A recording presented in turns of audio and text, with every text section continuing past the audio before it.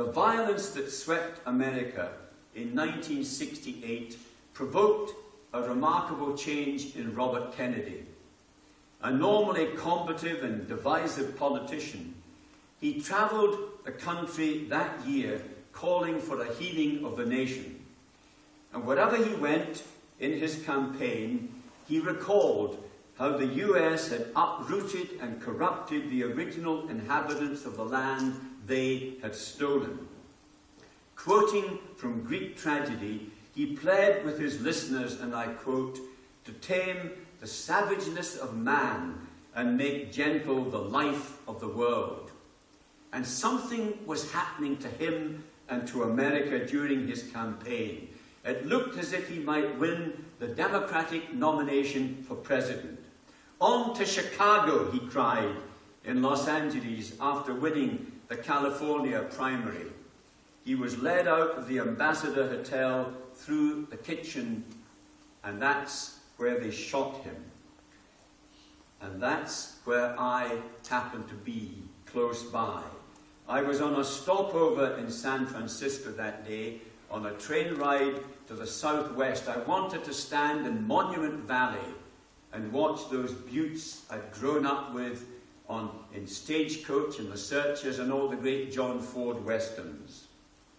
When I arrived in San Francisco that day, I went up to Grace Cathedral on Nob Hill, and in front of the high altar, they placed the stars and stripes draped in black between two candles.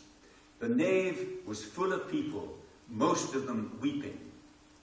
I was weeping too, for Robert Kennedy and for our failure to make gentle the life of the world.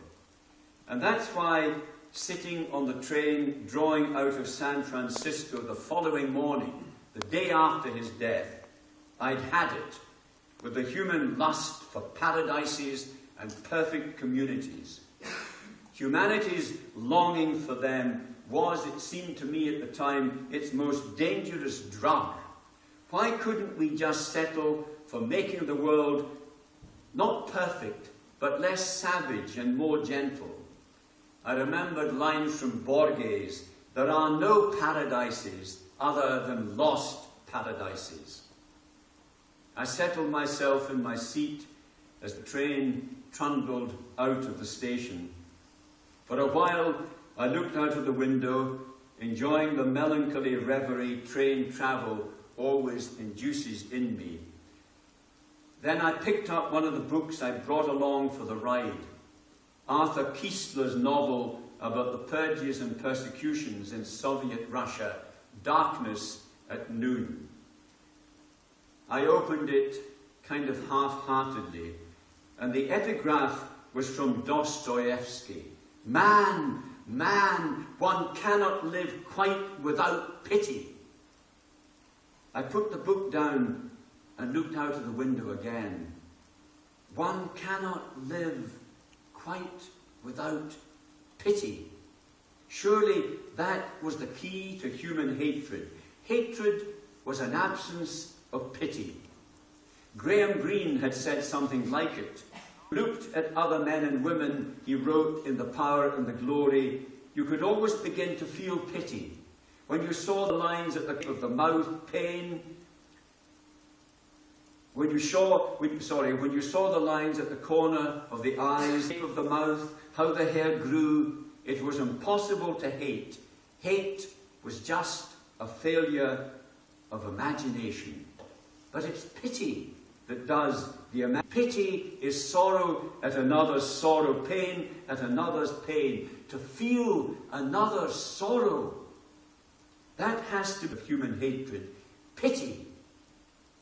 Yet it's a word some despise, and not just revolutionary theologues for whom pity is always treason, because it blunts the edge of cruelty, their chosen weapon. Robespierre said pity was treason. Pity is despised because it's seen as demeaning to the one pitied. Poor little sufferer, how I pity her. But that is not the tone of real pity. Pity is an identification with the other so profound that you enter her sorrow, even if she is someone you have been taught to despise. It is this that makes pity the antidote to evil. In spite of its colourful reputation, evil is an absence. St. Augustine, St. Thomas Aquinas said evil was a deprivation, a lack of something, not anything in itself. Evil is a great emptiness. And what the evil person lacks is the ability to identify with the humanity of the other. It is a lack of imagination. In order to hurt others, we have to rob them of their humanity, refuse to see them as like ourselves, refuse to notice the lines at the corner of the eyes, the shape of the mouth. We have to make them objects, not selves, otherize them. We have to do the precise opposite of what pity does, which is to humanize them, make us almost helplessly feel what they feel, grieve when they grieve, sorrow over their sorrow. Dostoevsky was right. We cannot live without pity. The more I thought about it, the more amazing was the revolutionary energy behind that beautiful little word. It even sounded lovely. I liked the way Hopkins used it. My own heart let me more have pity on, he had written. And that was my second thought, that maybe we had to pity ourselves in order to pity others. Did that follow? Was it another clue that hatred of others begins in hatred of ourselves? That felt right too. What we hate in others is often what we refuse to pity in ourselves. Was that behind the story of the angry man in the Arizona desert, wanting to destroy the dog of his own desires? He kills his pity instead.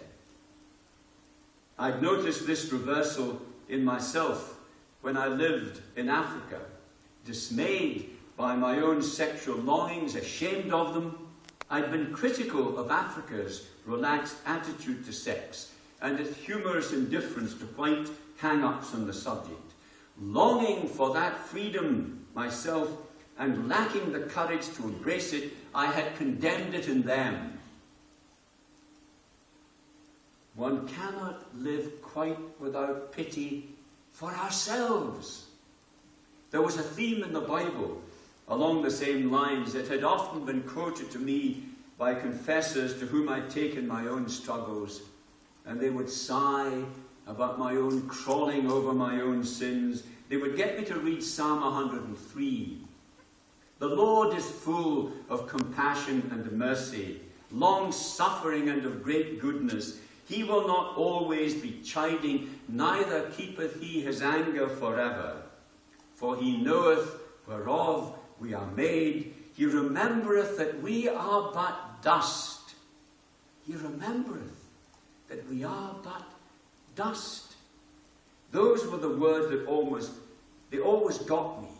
Conjured out of nothing as we are, mere dust. How can we expect much of ourselves?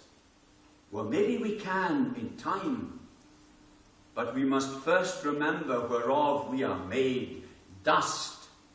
But knowing dust, aware of our own complex finitude, it kept coming back to pity, the ability to identify with the other, especially the despised other, the despised self, our own despite about ourselves.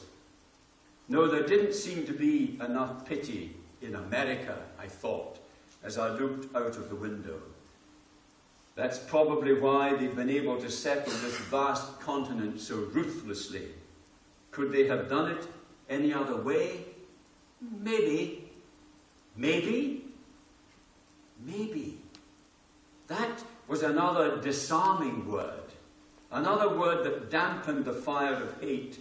Maybe is not a punishing kind of word, like conviction or certainty, or right, or wrong, or infidel, or enemy, or truth, or creed, or inquisition, or empire, or revolution, or purge, or motherfucker. People have killed with those words on their lips in the name of the great demand that has taken possession of their souls. They have descended upon the affections and eccentricities of others and obliterated the frail habitations they sheltered in. Always they have done this through the violence of the word before the violence of the deed. The word has to come first. In the beginning is always the word. The violent word always precedes the violent act. Get the word right, and we'll do anything in its name. The fixed and certain word is lethally effective. This is why the people of the maybe are ineffective. They lack persecutory certainty because they are too aware of their own weaknesses and confusions to punish them in others.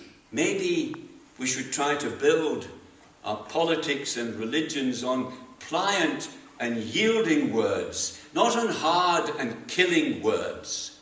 Words like pity and maybe.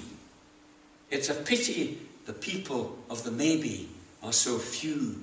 Pity, maybe, pity, maybe, pity, maybe, pity, maybe went the descant of the wheels as the train rolled on. Yes, Dostoevsky was right.